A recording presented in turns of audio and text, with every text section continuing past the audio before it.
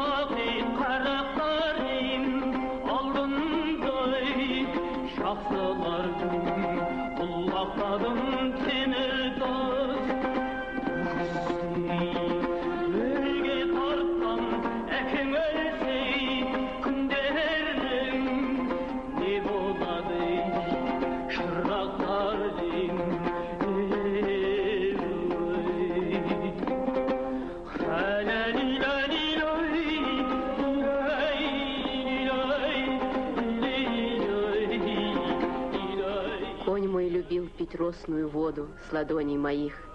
Знаю, что уже седок ему не тихий предназначен. Я был отцом, что тащил груз жизни, как вол. С ним ухожу, чтоб ты нес свою лишь поклажу. Запомни, мой сын Тимиртас.